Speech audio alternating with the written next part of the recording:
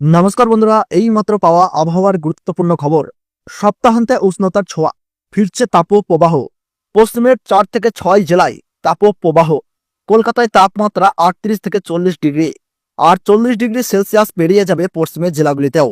বৃহস্পতিবার থেকে রবিবার গরম এবং অস্বস্তিকর আবহাওয়া দক্ষিণবঙ্গ জুড়ে। বৃহস্পতিবার ও শুক্রবার তাপপ্রবাহের সতর্কতা থাকবে পুরুলিয়া, বাঁকুড়া, পশ্চিম বর্ধমান ও বীরভূম জেলাতে। বৃহস্পতিবার থেকে রবিবারের মধ্যে 3 থেকে 5 ডিগ্রি সেলসিয়াস তাপমাত্রা বাড়তে পারে বলে ইঙ্গিত আবহাওয়া দপ্তরের। আগাম বর্ষার বার্তা মৌসুম ভবনের।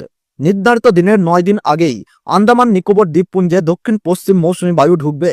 13ই মে আন্দামান সাগর, দক্ষিণ পূর্ব বঙ্গোপসাগর এবং আন্দামান নিকোবর দ্বীপপুঞ্জে বর্ষা পৌঁছে যাবে বলে বার্তা দিয়েছে আবহাওয়া দপ্তর। এবার আরও অনেকটা আগেই বর্ষা ঢুকে পড়বে ভারতের দ্বীপপুঞ্জে।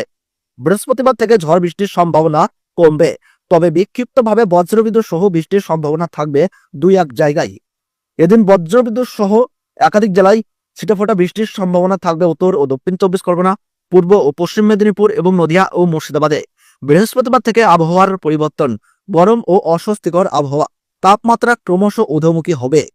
শুক্রবার থেকে রবিবারের মধ্যে 3 দিনে 3 থেকে 5 ডিগ্রি সেলসিয়াস তাপমাত্রা বাড়তে পারে বলে অনুমান আবহাওয়াবিদদের। উইকেন্ডে কলকাতার তাপমাত্রা 38 থেকে 40 ডিগ্রি এবং পশ্চিমের জেলাগুলির তাপমাত্রা 40 থেকে 45 ডিগ্রিতে পৌঁছতে পারে বলে অনুমান আবহাওয়া বিজ্ঞানীদের। বৃহস্পতিবার থেকে শনিবার গরমে অস্বস্তিকর আবহাওয়া দক্ষিণবঙ্গের সব জেলাতে। শুক্রবার ও শনিবার তাপপ্রবাহ পুরুলিয়া, বাঁকুড়া, পশ্চিম মেদিনীপুর, ঝাড়গ্রাম, পশ্চিম বর্ধমান এবং বীরভূম জেলাতে। বৃহস্পতিবার রাতে বজ্রবিদ্যুৎ সহ বৃষ্টির সম্ভাবনা দার্জিলিং থেকে মালদহ সব জেলাতে। দার্জিলিং, কালিম্পং, জলপাইগুড়ি, আলিপুরদুয়ার, কোচবিহার জেলাতে বজ্রবিদ্যুৎ সহ ঝড় বৃষ্টির সম্ভাবনা বেশি।